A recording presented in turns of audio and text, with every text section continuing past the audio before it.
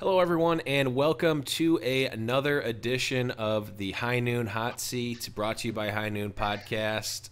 Today, we are welcomed by NamedHwi, the coach for Faze. Welcome to the show. Hello.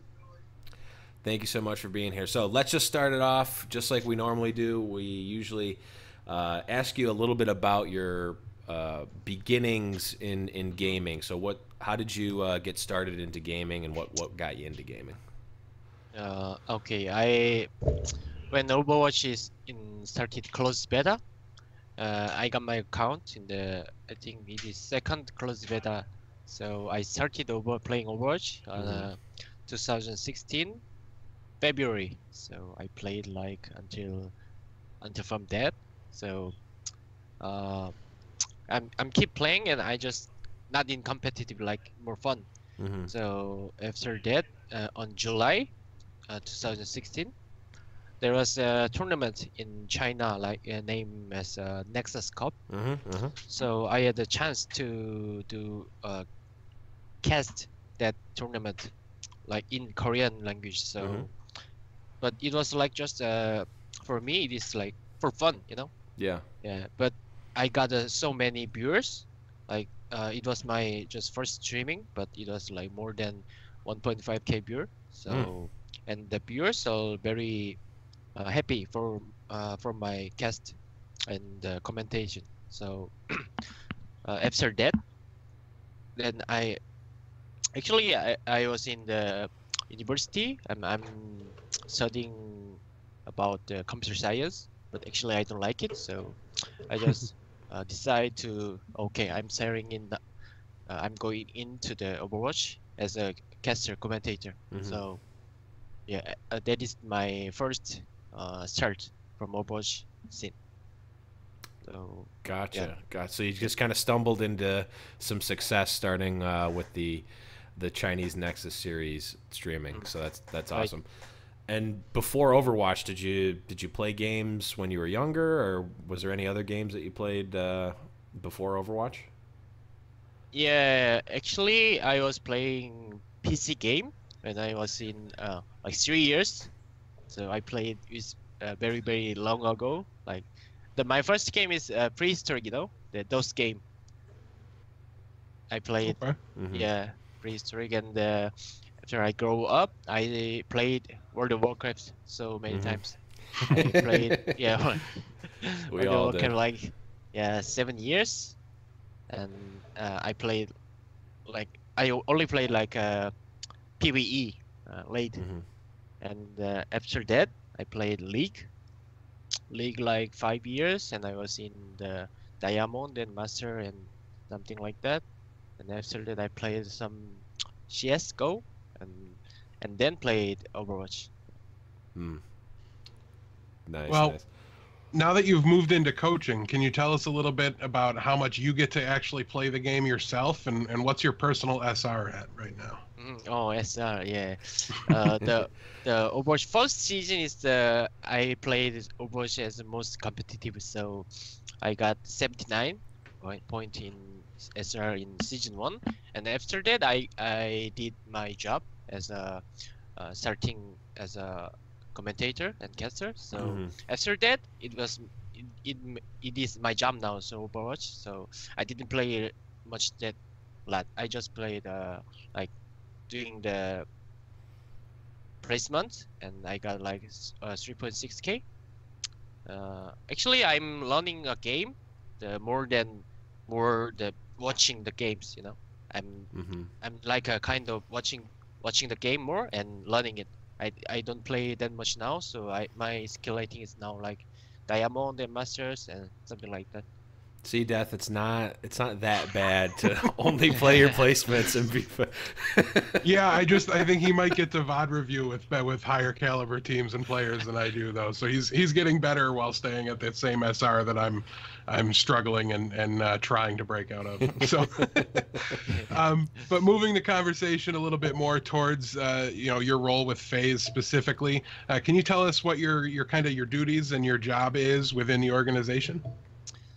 So yeah, I'm my role is coach and analyst. I'm doing the analyst things and coach things too. If players doing in scrim and they got make a bad mood or bad atmosphere, make like a people players tilting like that, then I will handle the tilting issues. And also I'm analyzing the game and I do both review with players. So I will actually I'm a like a teacher, you know, teaching the players what this is, why this play is bad, why this position is good or bad, like that things. I teach the players, and actually my coaching style is like more focused on fundamental things, like the position, basic positioning, and the understanding of the comps. And so now I'm doing my focus on the teaching basic things and make more good calls in the briefings and like make orders like that things. Yeah, I'm doing the analyst and coach things both. Gotcha, Great. gotcha. Yeah. So, what you mentioned you did some casting for Overwatch. You played a little bit early on. How did you get involved with Faze? Like, how did that start out? Yeah, 2016 I casted Beat Invitational. That was a tournament. At that tournament, NBS staring in and Cloud9 staring in, and there was a Code 7, the complexity. Yeah, I saw the Code 7 in that tournament first, so everyone just thought MB gonna get first place very easily, and Cloud9 gonna get second place for sure, and the Code 7 gonna like very weak team. Everyone thought, and I also thought, but at that tournament, Cloud9 and Code 7 meet twice, and Code 7 beat Cloud9 twice, both 3-2. So it was very like surprise to me and the viewers. So at that team, Code 7, the main healer was Joe Meister. Now my team's main healer. So after my cast, so many viewers and me was like surprised about Code 7's performance. So I did some chatting interview with Joe Meister. Yeah, that's the start with my communication with Joe Meister. And when I was in the after BK starts disbanded, and I joined Laser Kitten as an assistant coach. So at that time, me and Joe Meister have a chance to talking each other using Discord, and Joe Meister says that they are watching for new coach. So I asked them, can I trial like that thing? So they said okay, and I do trial like 1 week, and then they say the players and management says I'm good coach, so then I just joined to Faze. That's awesome. So had a little bit of a connection there from an earlier tournament, and proved yourself in the week of trials. So that's awesome. So real quick one here: are you the reason that Carpe was added to the roster? I'm not 100% like me, but I suggest him. I gonna join Faze, and also Carpe was my former teammate in BK Stars, and I know he's one of the best DPS player in the world. So if I join Faze with Carpe, then I can make Faze more way bigger, way stronger. So I suggest him the Carpe, and also at that time Carpe was watching for team. So yeah, I suggest him to. Yeah. So how about following me? Maybe not 100%, but a very strong influence for sure. Because he trusts me. He have many trust with me, so he trusts me. Yeah, so that's why maybe the many percentage of the why he joined Faze is because of me. Yeah. Makes sense. Makes sense. So wanted to talk about this because we've had, and we're seeing a number of teams be kind of a fusion of many different cultures and different people from different cultures on these teams. So what has it been like working in a multilingual group? Is there a common language that you guys are using, or how has that process been? We have one Korean player and one Belgian player, the Spree, and 2 American player, the Lacus and Fact Fiction, and 1 Russian player, Shadowbun. Yeah, so we're like global Yeah. teams. Yeah. Basically we're using English much in the in game and our communication, and also the. Actually, I didn't know Carpe has a very good English like this much in big cases, but once once I hear his English is very good. So yeah, now we don't have any communication problems in language. Yeah. So there's really not been any communication problems for there. There's not been any sort of challenges or anything created from the language barrier. Actually, yeah, we didn't feeling like there is a language barrier. So because our ultimate English is very good. Also, me and Carpe can speak English well. So yeah. Also, yeah, my English is a little bit better than Carpe. So if Carpe cannot understand about some English, then I can teach him. Yeah. So we don't have any language barrier. Nice, nice. Well, looking at our shifting the focus a little bit to contenders specifically, you know your opponent 2 weeks in advance now. It's obviously not a benefit that is exclusive to you guys, but it gives you an opportunity.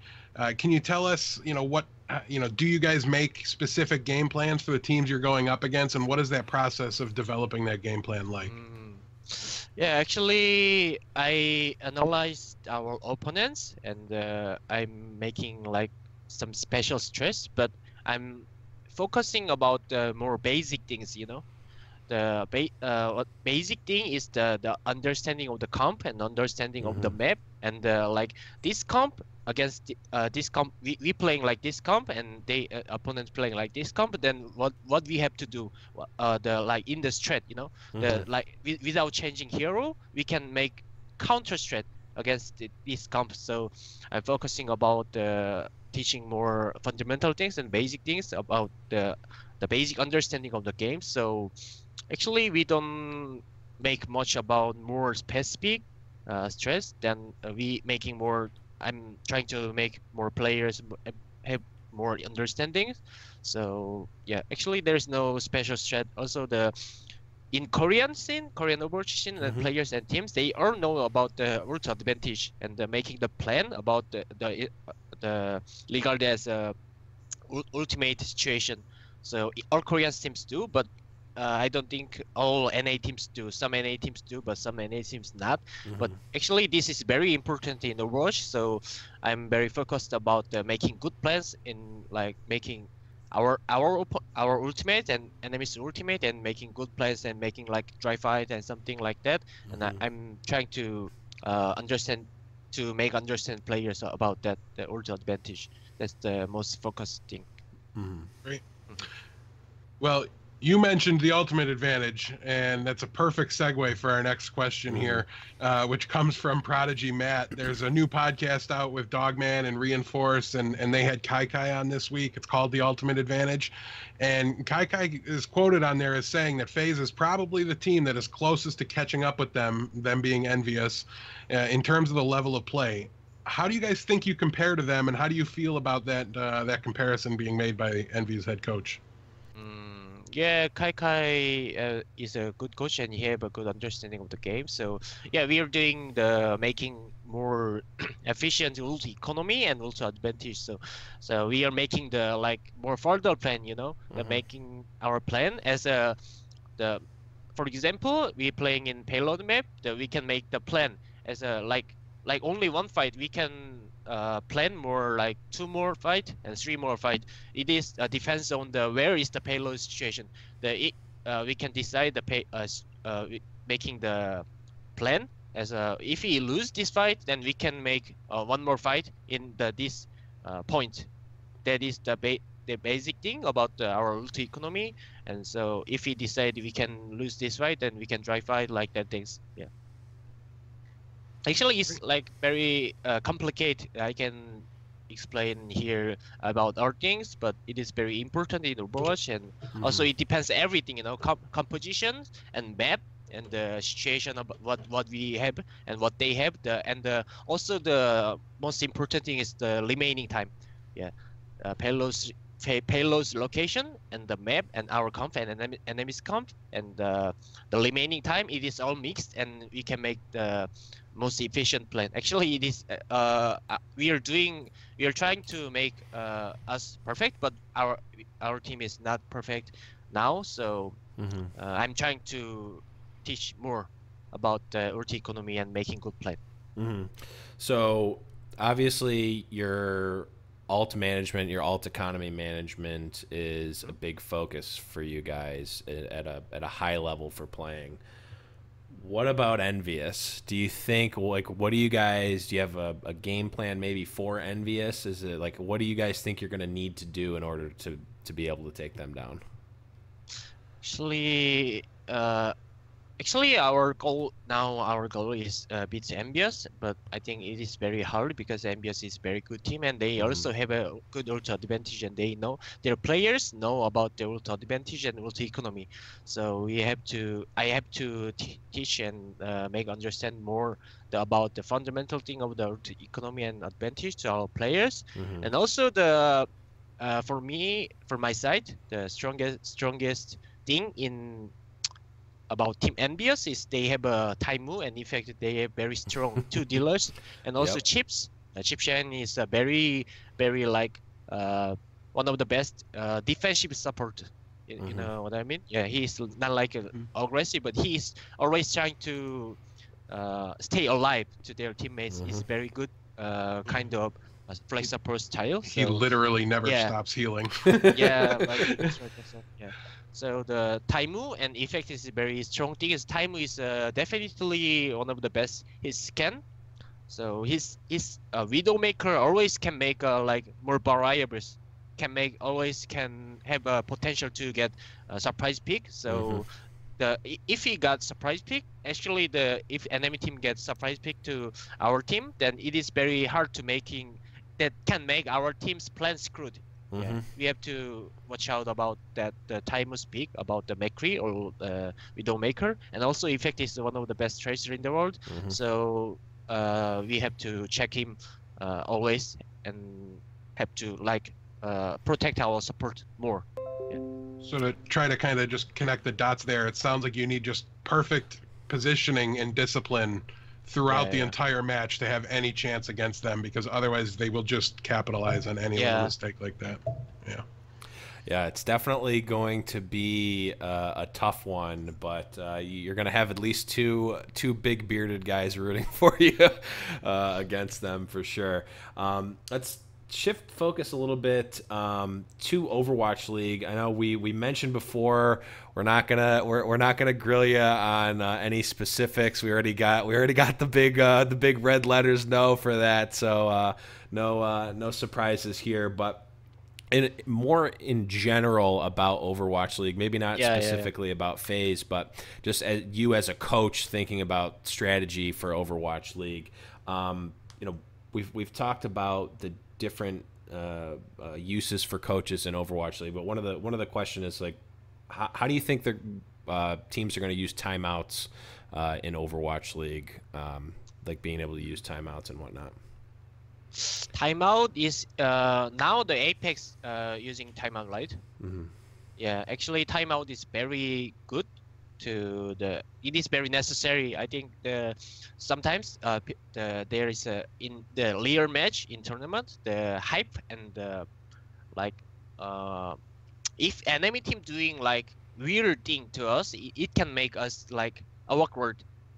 The team cannot know how can I handle this comp, how can they playing like this, and how can we handle that things that can make like team panic, then coach should handle it. So the coach should ask about the timeout and make players more calm down and trying to figure out how can we handle enemies like this threat and or this comp.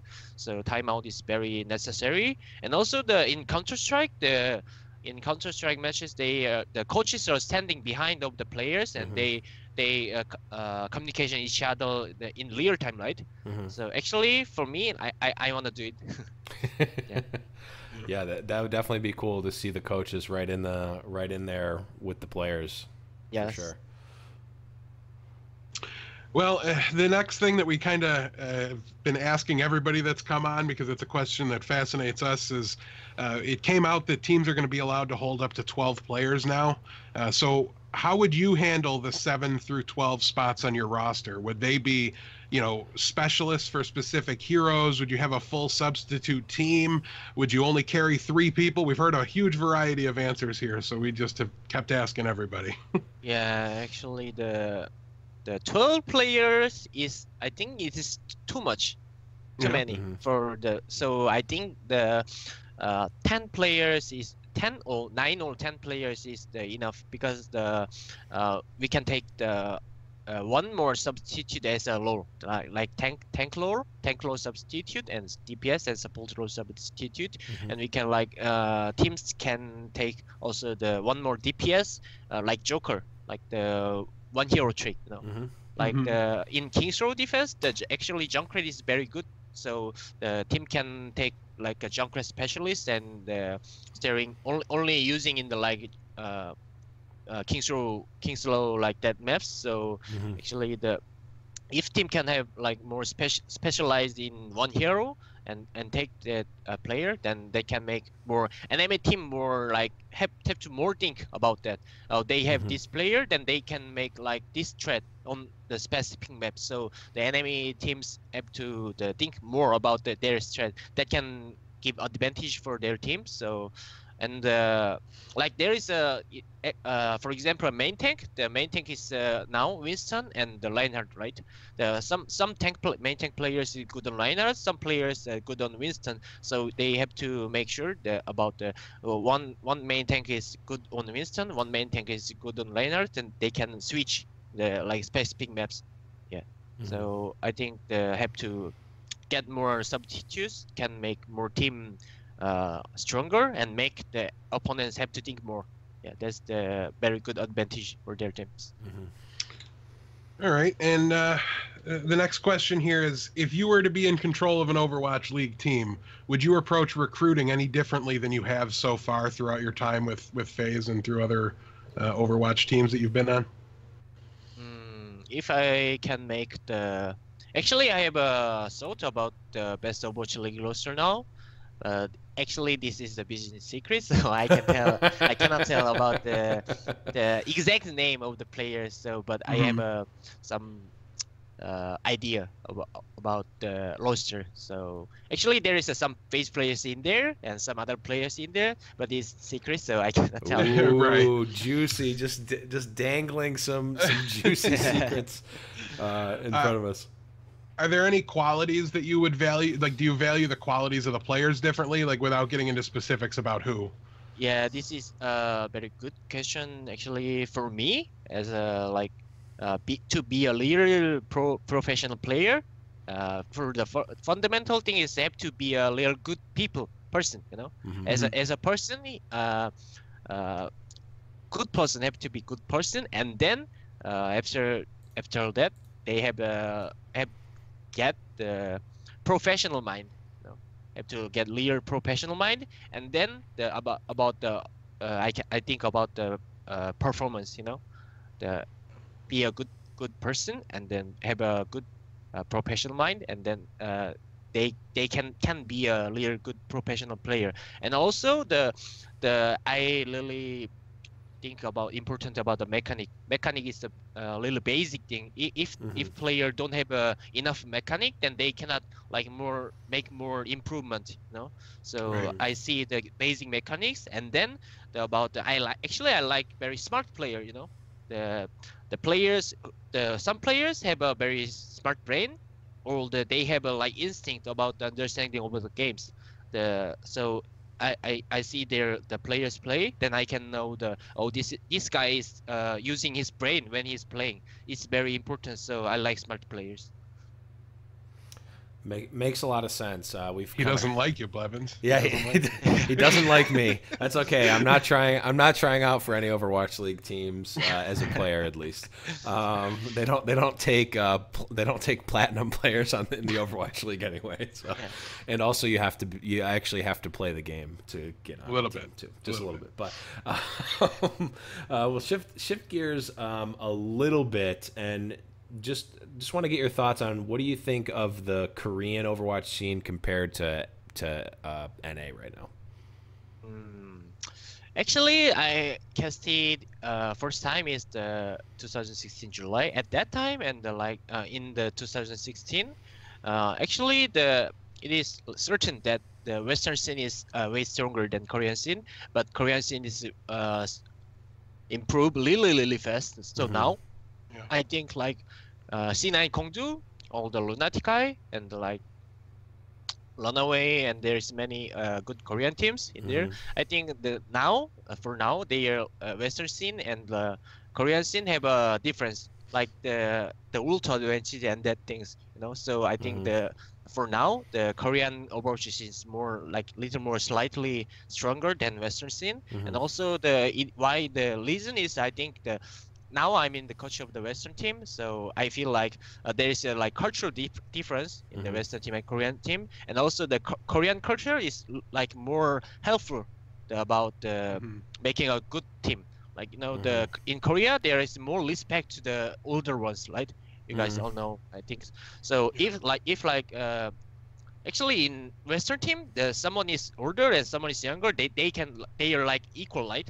So they can making argument like equally and talking each other equally. But in Korea, like there is if one player is older than other players, then they have a little more power. You know, the older one have more power. Actually, this is not good. The one player have more power against the other players is not good. But it is very good about the coach. You know. The coach is more older than the players, then the coach can't control the players, you know. They cannot like making argument, or they cannot fight. If the players fighting in game, then coach never see it, just like watching, you know. Coach will blame every players who is fighting, so they can handle more about the like. In Korean scene, I think the coach can handle more about the tilting things and the blame things like that things. So that can make more good atmosphere and more good ideas during the in game. So the cultural difference is the one thing to make Korean teams grow faster. And also actually Korean teams, they are playing more competitive. You know, they play like. Actually, once team making the team, and in Korea once the players making team and they are practicing, then they playing like sacrifice their private, you know. In Korea, yeah, we have a like that like culture, you know. So it's the person is case by case, but some person is do, some person is not do, but. Usually, if they making a team in Korea, they sacrifice their selves and they making focus of the team. Yeah. Right. So they're really going 100% in. You know, they're not having as much of a social life or a personal life. It's like this is what I'm doing with my life, which is definitely a cultural difference from NA. But it definitely makes sense to have the very rigid structure for a team that you're mentioning the Korean culture kind of promotes, because obviously you want to have the team respect the coach and listen to the coach, even if I mean, right now you think about it, the coaches and players since Overwatch is so new, the coaches and players have been playing the game the same amount of time. We don't have the ability to have retired players come back that have been playing for 10 years come and be coaches for these new people who've never played. Everyone's played the same amount. The game's only 2 years old, so there's not that built-in I respect the coach because the coach has been playing forever. We're all playing it. We've all been playing since the game came out, so it's not built in. It's nice to have that from a cultural perspective be built in. So that's very interesting. And real quick, we've had talks and we've talked about people who've complained about like region locking and whatnot, and how people mostly in NA and EU are saying that Overwatch League is going to be all Korean players, and people are complaining about the stuff that people complain about on Twitter. But what do you think the percentage of Korean players are going to be for Overwatch League Season 1? Like, how many do you think there's going to be a lot of Korean players versus NA or EU on the Overwatch League teams? Actually, for me, I wanna see the Korean versus Western more. So the Western players and Korean players competing each other is very fun for me. So I wanna watch more Korean players playing in Overwatch League. But if the one team making the mixed roster with Korean players and the Western players, then there is like there can be like language barrier or the communication problem. So it is very hard to mixing the players. So if team wanna mixing the roster, then the Korean player have to be can speak English. But it is very hard to find the Korean player who is good at English. So it's very hard. So I think in Overwatch League Season 1 is 12 teams turning in. So and maybe New York gonna make full Korean roster, and C9 will be the full Korean roster, and also the Seoul team is full Korean roster. I think this is enough in the full Korean team, and also like Effect or like Carpe, and there's a in Immortals there's Karib and Fate and B, like the players can make their teams can make mixed roster. So I think this is enough for the Season 1. Gotcha. So the people on Twitter who are complaining about how it's going to be just 100% Korean rosters probably just crying a little bit too much.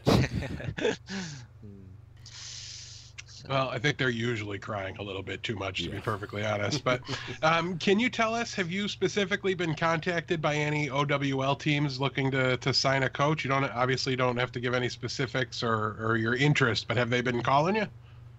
Yeah, some teams contact me directly, but actually now I'm contracting signing with Faze, so I cannot tell them to directly. They have to contact Faze first, and then I can know about their offers. So I'm just waiting about what's the next movement of the Faze actually. Gotcha. And do you have any thoughts about how coaches' salaries will compare to player salaries in Overwatch League? Actually, I don't know about much about the salary things like other games like CS:GO or the League of Legends, but I think actually this is very hard question for me as a. I think the players is the first thing. Actually, there is a players exist first, and then coach can be exist. So actually, the coach. I think the coach don't have to be take more salary than players, so I think it's just equal. Is same. Equal is just fair. Yeah. Okay. So the average coach salary you think is about the same as the average player salary? Yeah. Okay. Like that. Gotcha. So, we a couple of weeks ago we had the first and really only one so far public salary announcement for Sinatra, and how there was a bidding war there. Do you think there's going to be these types of bidding wars on a lot of other players? I mean, we had Siegel get announced. We haven't heard anything about the salary numbers there, or if there was a bidding war. We just kind of had that come out. Do you think that there's going to be bidding wars on a lot of these other players that are still out there as free agents?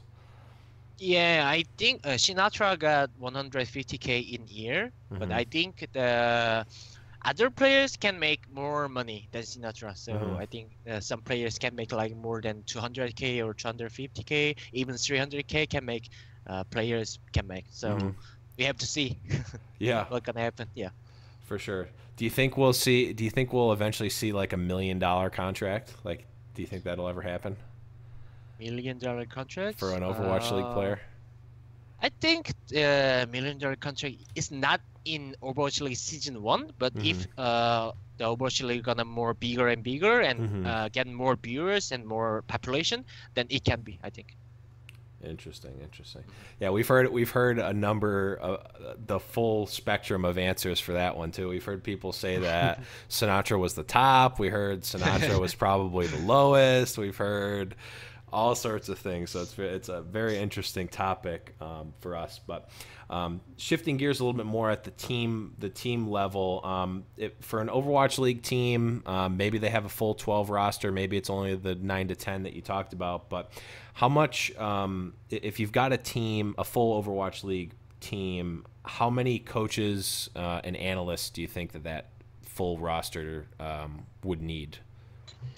I think for me now we have a analyst manager, one more analyst named Luke. He's doing like more than manager things, but I think in Overwatch League team there is like more than 10 players maybe, so they need one head coach who making the stress and analyzing the game the most many times, and they need one more assistant coach. One assistant coach can make more screen booking and helping the analyst things and helping the more the detailed things, Then I think the two coach and one manager is needed.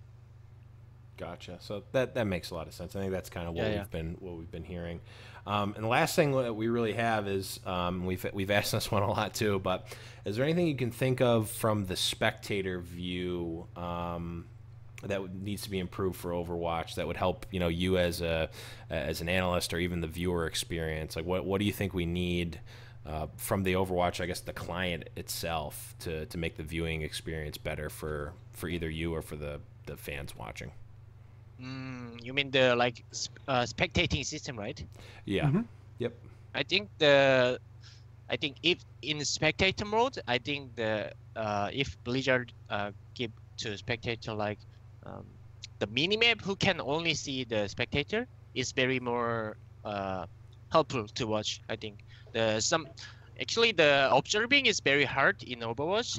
Observer have to know about game. Then they have to know. They can know about who have to observe now. So it's very hard to get every situation. So if they provide minimap small thing, then they can see which hero is in here, which hero is in here, and they are fighting here. So maybe if they provide small minimap that can help the viewers to watch more details, and that can help to observers too. So I think the spectating minimap is very needed, I think. Gotcha. That would definitely be an interesting one that I don't think we've heard yet. It would definitely help the viewing experience, especially with the playback as well. That's really all that we have from our end. Are there any shout outs or anything else that you wanted to talk about, Hui? Yeah, actually we 2 weeks more we have a playoff in contenders. Actually it is 12 days after, so we will do our best in the playoff, and also we will go final, and definitely we will beat Envision. We have a very confidence. Actually Envision is a very good opponent, but we also beat them once in the group stage, so we have very confidence. And actually our goal is Envious, so we really want to beat Envious and take the first place in NA scene. So, and me and players and our Faze management try our best, and we will try to give more good game to the viewers. So yeah, watch our game and what we gonna do in game, please. Yeah, we will definitely be tuning into that. We've got the called shot here. Faze is going to take down Envious. We heard it here first, folks. Death, anything else? Any last minute stuff from you? No, just a big thank you. Really appreciate you coming on and talking to us. I'm somebody that, has an eye on coaching in the future and would love to, work towards doing what you do. So it's always a pleasure to get any insight you can provide us. And you provided a lot of it today. So really appreciate you joining us. Thank you. Yeah, so again, huge thanks to Hui and to Faze for coming on. That's going to be it, guys, for the High Noon Hot Seat. Hui, you can say forever that you survived the hot seat, and you'll forever be a friend of the podcast if you ever need anything from us. And we'll definitely be rooting for you guys in the Contenders playoffs. Thank you. Thank you. All right, guys, that's going to be it. We will catch you guys next week. Bye-bye. Yeah, thank you. Bye bye.